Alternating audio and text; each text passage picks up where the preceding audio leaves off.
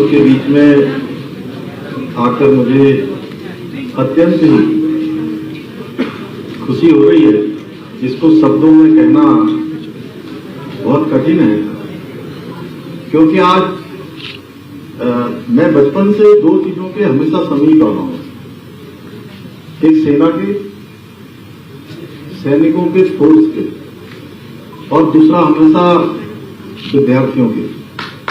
और ये सुंदर संयोग देने के लिए मैं जहां आप सब लोगों का धन्यवाद करता हूं, मैडम का धन्यवाद करता हूं, वहीं हमारे इस पूरे आईटीबीपी को प्रमुखता से नेतृत्व देने का जो इस क्षेत्र में काम कर रहे हैं, नीलाम किशोर जी का बहुत धन्यवाद। तो कल रात्रि को ही मैंने बताया कि मैं इस बार जो है, हर बार मेरा कभी पिछली बार माना गया था, फिर जो यहाँ पर टेरिटोरियल आर्मी की जो कंपनी है उनके बीच में गया था। तो इस बार मैंने तय किया था कि आप सब लोगों के बीच में आऊंगा। इतना तो मैंने सोचा नहीं था कि आपको इतने कार्यक्रम कर दिए। आपने इतने सारे कार्यक्रम कर दिए और बच्चों ने तो बिल्कुल मन ही मोह लिया। और यही हमारी भारत की विशेषता है कि यहाँ पर जहाँ एक बिटिया हमारी जो है कथक कर रही थी, दूसरी बेटियां वहां का राजस्थान का घूमर कर रही थी। जो कहते हैं एकता अनेकता में एकता, यही है भारत की विशेषता। और इसका बहुत शानदार नन्हे मुन्ने बच्चों के द्वारा अपने कार्यक्रमों में जहां मुझमें ऊर्जा भरने का काम किया है। और यहां आकर सही मायने में मुझे भी अपना बचपन याद आ रहा है कि हम लोग जो है कैसे स्कूल जाते थे, कैसे पढ़ते थे। और आज तो नीलाम आपने एक अच्छा काम ये कर दिया है वहां पर। इन बच्चों की आज क्लास होगी तो इनकी क्लास छुड़वा दी होगी।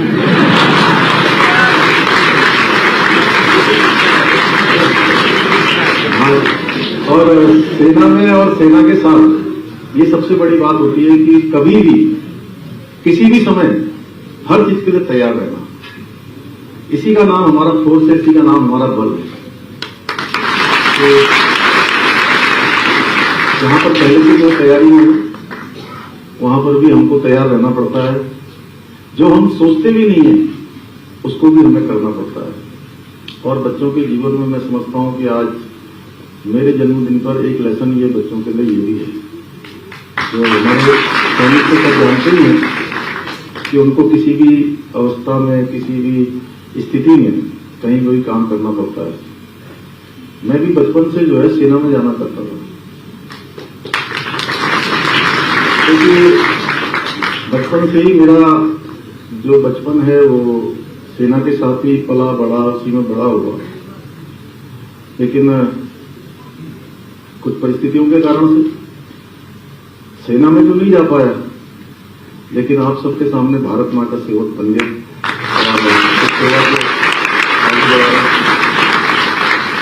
मैं जानता हूं, क्योंकि बड़ी आत्मिक खुशी इसलिए होती है मुझे आप सबके बीच में आकर कि बचपन से जो चीज हम लोगों ने देखी कि सेना का जीवन, हमारे फोर्सों का जीवन कितनी कठिनाइयों में चलता है, कितनी परेशानियों में चलता है। लेकिन आप सब भारत माता की जय जयकार करते हुए 1% भी आपके चेहरे पर कहीं सिकन नहीं आती है। ये नहीं सोचते हैं कि पीछे क्या होगा। घर परिवार सबको छोड़कर, मां की ममता को पीछे करके, बहन की राखी को पीछे करके, बच्चों के प्रेम को भी पीछे छोड़ देते हैं और भारत माता की जय जयकार करते हुए आगे बढ़ जाते हैं। ऐसे समय में आप सब लोगों के लिए मैं कहना चाहता हूं कि ऐसे समय में वो बात याद आती है जब भगवान राम, उनको राजगद्दी मिलने वाली थी,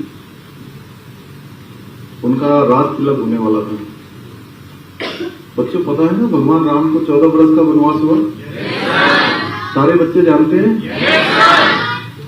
तो जब उनको 14 बरस पहले उनको राजगद्दी मिलने वाली थी और अचानक एकदम से क्या हुआ कि उनको जो है जहां राज तिलक होना था उनका वनवास हो जाता है। लेकिन भगवान राम के जो चेहरे पर है, उनके मुख पर, आभा मंडल पर पहले के मुकाबले कई गुना ज्यादा तेज हो जाता है कि अब तो तपस्या करनी है, अब तो वनगमन करना है, अब तो 14 बरस का वनवास करना है। तो आप लोगों को भी ऐसे ही होता है कि अवसर, आप लोग भी अवसर ढूंढते रहते हैं, सेना के लोग भी अवसर ढूंढते रहते हैं कि कब हमको जो है लड़ाई के मैदान में जाना पड़े, कब भारत माता के लिए हमें कुछ करना पड़े। उसी प्रकार के मन में जो है आपके लिए होता है। देखिए, ये कोई मंच भी नहीं है और कोई मुझे भाषण भी नहीं देना, मैं तो आपका धन्यवाद करने के लिए और आप सबके बीच में आज मिलने के लिए आया हूं। लेकिन फिर भी एक बात मुझे हमेशा ध्यान में आती है कि 1962 में चूंकि आपकी जो आपका जो बल है, जिसका ध्येय वाक्य है कर्तव्य निष्ठा, शौर्य और दृढ़ता, यह बल भी जिन क्षेत्रों के लिए इसकी अति महत्ता है, तो 1962 में हमारा ये युद्ध हुआ और उस युद्ध के बाद कभी भी जब पाकिस्तान के बॉर्डर पर कोई लड़ाई लगती थी, कोई आतंकवाद की घटना होती थी, कोई ऑपरेशन चलता था, मेरे पूज्य पिताजी अभी दुनिया में नहीं है, लेकिन वो आईटी कैब जो शांति सेना बनी थी वहां जाफना और श्रीलंका में, तो उसमें गए थे, सियाचिन के मेघदूत ऑपरेशन में गए थे, तमाम ऑपरेशनों में उन्होंने भाग लिया, पंजाब में, अन्य जगह पर, अनेकों स्थानों पर। कभी भी हमारी पाकिस्तान के बॉर्डर पर लड़ाई होती थी तो हमारे अंदर भी रहता था कि नहीं, हमारी फौज लड़ने जा रही है तो हम जीतेंगे ही जीतेंगे, इसमें कोई मन में शंका नहीं रहती थी, क्योंकि हमारी जो फौज है, चाहे वो हमारी सेना हो, चाहे हमारे सशस्त्र बल हो, चाहे हमारे अर्धसैनिक बल हो, सारे के सारे वो दुनिया के सबसे ज्यादा शौर्य और पराक्रम के रहे हैं। उनका इतिहास शौर्य और पराक्रम का रहा है। हमेशा हमारी जो बल है वो हमेशा जो है मजबूत रहे हैं, हमेशा दुनिया के शक्तिशाली बलों में से रहे। लेकिन उसके बावजूद भी मन में संदेह क्यों होता था कि चाइना से युद्ध होगा तो क्या होगा, कैसा होगा, मतलब हम लड़ाई में क्या स्थिति हमारी होगी। यह भी हमको कहीं न कहीं नेतृत्व ने देने का काम किया। आप लोग तो जैसे अपनी सेवा दे रहे हैं, आपसे पहले वाले भी सेवा दे रहे होंगे, वह भी उतने ही मजबूत थे, मन से, कर्म से, शरीर से, वचन से, आत्मा से, हर प्रकार से, बुद्धि से। लेकिन अगर अच्छा नेतृत्व न हो, लीडरशिप, देखिए गलवान में घटना होती है, प्रधानमंत्री मोदी जी सीधे सियाचिन में जाते हैं और सियाचिन में जाकर पूरी दुनिया को संदेश देने का काम करते हैं और अपनी पूरी सेना, अर्धसैनिक बलों को लेकर और ये गलवान की घटना ने हमारे सामने एक पूरा, हमारे लिए हमेशा के लिए एक हमारे लिए भी विरासत छोड़ गए। 20 हमारे वीर सैनिक वहां पर शहीद हो गए, उनकी जान चली गई, लेकिन वो हमेशा के लिए हमारे लिए एक इतिहास छोड़ गए। दुनिया में बहुत लोग होते हैं, आते हैं चले जाते हैं, वो भी अपना सब काम करते हैं जो एक मनुष्य के रूप में करना चाहिए, लेकिन याद वही किए जाते हैं जो कुछ वतन के लिए कर गुजरते हैं, उनके अंदर वतन के लिए कुछ करने का है। आज मुझे आप सबके बीच में बताते हुए खुशी है कि आज प्रधानमंत्री मोदी जी के नेतृत्व में जहां भारत का मान, सम्मान और स्वाभिमान पूरी दुनिया के अंदर बढ़ा है, कोई भी दुश्मन अब हमारी ओर हमला करना तो दूर, आंख उठाकर भी नहीं देख सकता है। ये नया भारत है। पहले के समय में कहीं गोली आती थी तो गोली का जवाब देने के लिए पूछना पड़ता था, और पूछते पूछते उस सेना में कहते हैं पहले सीओ साहब जो है पूछते थे ब्रिगेडियर साहब से, ब्रिगेडियर साहब पूछते थे, वो डिप में जाके डिप वाले पूछते थे, कमांड में कमांड वाले फिर जाते थे हेडक्वार्टर में और वहां से मंत्रालय में। ऐसे करते करते 8-10 दिन बीत जाते थे, लेकिन ऑर्डर नहीं आता था। इतने दिनों में तो वो जो बदला लेने की आग होती है वो भी ठंडी हो जाती है। उड़ जाते थे लोग, हमारे सेना के लोग। लेकिन मोदी जी के समय में अब अगर कोई गोली आएगी तो उसका जवाब गोले से दिया जाता है। ये है नया भारत।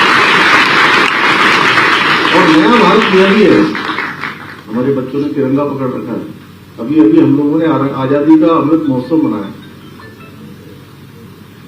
हमने 75 साल आजादी के पूरे किए और रूस यूक्रेन युद्ध हुआ, उस युद्ध में पूरे देश के हमारे हजारों बच्चे, हमारे बेटे बेटियां, बहुत सारे संस्थानों में, वहां कोई मेडिकल की पढ़ाई कर रहा था, कोई अन्य व्यवसायिक संस्थानों में अपने कोर्स कर रहे थे।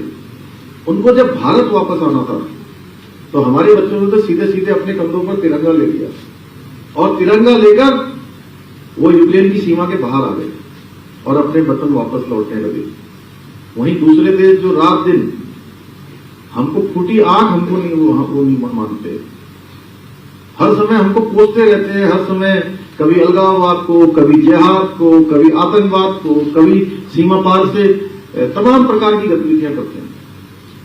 ऐसे देशों के बच्चे भी उस वतन से अपने वतन जाने के लिए, वहां से स्वदेश लौटने के लिए, सीमा को पार करने के लिए, आप लोग तो तिरंगा हमारी शान है, हमारी जान है, इसलिए आप लोग कंधों पर लिए हो। वो बच्चे भी अपनी जान बचाने के लिए, अपने घर वापस लौटने के लिए तिरंगा अपने कंधों पर लेकर आ रहे हैं। यह है नया भारत।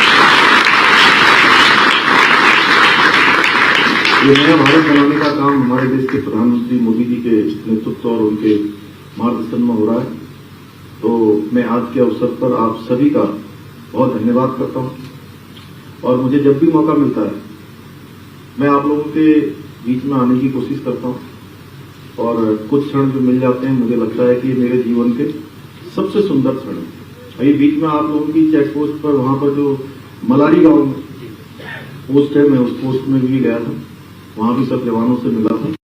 और आज पूरे उत्तराखंड के अंदर हमारी पार्टी ने तय किया कि मेरा जन्म दिवस संकल्प दिवस के रूप में मनाया जाएगा। मुझे पता नहीं था, तो उन्होंने कहा कि मैं हमेशा वही विकल्प है, हम उत्तराखंड को हिंदुस्तान के श्रेष्ठ राज्यों में शामिल करना चाहते हैं, उत्तराखंड को ड्रग्स मुक्त करना चाहते हैं, उत्तराखंड को भ्रष्टाचार मुक्त करना चाहते हैं, उत्तराखंड हर क्षेत्र में आगे जाए उसके लिए काम करना चाहते हैं। और मोदी जी का जो सपना है, जिसको लेकर उन्होंने आज हमारे पूरे देशवासियों से आह्वान किया है कि आने वाले 25 साल जो अमृत काल के रूप में, आजादी के 75 साल अमृत महोत्सव और अमृत महोत्सव के बाद अमृत काल, जबकि हमारी शताब्दी होगी 2047 को, 2047 तक हम दुनिया के सबसे श्रेष्ठ राष्ट्र के रूप में सबका नेतृत्व करने वाला भारत है। इस भारत को बनाने की जिम्मेदारी हम सब की है और हम संकल्प लेते हैं कि मोदी जी के इस आह्वान पर, मोदी जी के इस संकल्प पर, मोदी जी के इस विजन पर उत्तराखंड राज्य से भी, हमारी बहन जी कह रही थी, हमारा ये बिल्कुल प्रहरी के रूप में राज्य है, जहाँ हिमालय भी है, हमारे यहाँ गंगा भी है, यमुना भी है, देवस्थान भी है, वनों से आच्छादित है, पर्वतों से आच्छादित है। इस हिमालय से संकल्प लेते हैं कि मोदी जी के एक भारत श्रेष्ठ भारत, दुनिया का श्रेष्ठ भारत बनाने के लिए हम गिलहरी की तरह उसमें अपना योगदान देंगे। तो ऐसे अवसर पर आज मैं आप सभी का बहुत धन्यवाद करते हुए, अपने सभी जवानों को, सभी अफसरों को, सबको मैं बहुत धन्यवाद करता हूं कि आपने इतनी जल्दी में यहाँ पर आप लोग एकत्र हुए और आपने बहुत यादगार बनाया और अपनी सभी बहनों को, हमारे सब बच्चों को, स्कूल के जो केंद्रीय विद्यालय के बच्चे हैं, उन सबको बहुत शुभकामनाएं देता हूं कि आप विभिन्न क्षेत्रों में जाइए, खूब पढ़िए, खूब मन लगा के पढ़ना। जब पढ़ने का समय हो तो उसमें ये नहीं देखना है कि उस समय पिक्चर कौन सी आ रही होगी टेलीविजन में, उस समय ये भी नहीं देखना है कि जो हमारा दोस्त है हमारे, वो क्या कर रहा होगा, वो कहीं खेलने तो नहीं गया होगा, वो कोई बाजार तो नहीं गया होगा, वो कोई कुछ काम तो नहीं कर रहा होगा। उस समय एकाग्रता से केवल पढ़ाई करिए और जब खेल के मैदान में आइए तो तब केवल और केवल खेल के लिए पूरे मनोयोग के साथ जो काम करना है पूरी शिद्दत के साथ करिए। और जब बड़े हो जाइए तो और बड़े, तो विभिन्न क्षेत्रों में जाइए, सोचिए कि हम सब लोग विभिन्न क्षेत्रों में जाकर नेता बनेंगे, ठीक है। कोई ये मत सोचना, कोई बात नहीं कि अगर कोई 2-4 लोग मेरे जैसे भी बन जाओगे तो कोई दिक्कत नहीं है, लेकिन नेता बनेगी। नेता कौन से नेता? जैसे हमारे नीलाभ किशोर जी, ये भी नेता है, ये काय कौन से नेता है? हमारे हम लोग अभी थोड़े दिनों पहले मास्टर ब्लास्टर का नाम सुनते थे ना, मास्टर ब्लास्टर जिसने अपने बल्ले से कितने रनों की बौछार करी, चौके छक्के सैकड़े कई सारे शतक बनाए, हजारों रन बनाए, तो उनको हम क्या कह सकते हैं? किस क्षेत्र के नेता? क्रिकेट के क्षेत्र के नेता। अभी हमारे बीच में से आप सब लोग जब पर्वतों की चोटियों पर चढ़ते हैं, यहीं से हमारी बछेंद्री पाल है, सुना है ना बछेंद्री पाल का नाम? तो हम कह सकते हैं पर्वतारोहण के क्षेत्र में जिन्होंने चोटियों को छूने का काम किया, शिखरों तक जाने का काम किया, उनको कह सकते हैं हम पर्वतारोहण के क्षेत्र की नेता। ऐसे ही हम किसी को डॉक्टरों के क्षेत्र में कह सकते हैं, किसी को प्रोफेसर कलाम जिन्होंने हमारे देश को अग्नि की मिसाइल से लेकर तमाम सारे पोखरण के परमाणु के परीक्षण तक को देने का काम किया, हम कह सकते हैं वैज्ञानिकों के क्षेत्र के नेता। एस नारायण मूर्ति इंफोसिस के चेयरमैन, हम उनको कह सकते हैं आईटी क्षेत्र के नेता। ऐसे आप सब लोग भी जिस क्षेत्र में जाइए उस क्षेत्र के जोर से बोलिए, क्या बनिए? नेता बनेंगे ना? ठीक है, मेरी बहुत शुभकामनाएं। मैं एक बार पुनः नीलाभ किशोर जी को, हमारे विधायक सुरेश गलिया जी को, हमारे मनु जी को, गोयल साहब को, हमारे सारे अफसरों को और सारे जवानों को, सारे यहाँ पर उपस्थित सबका बहुत धन्यवाद करता हूँ और अपनी बात को समाप्त करता हूँ।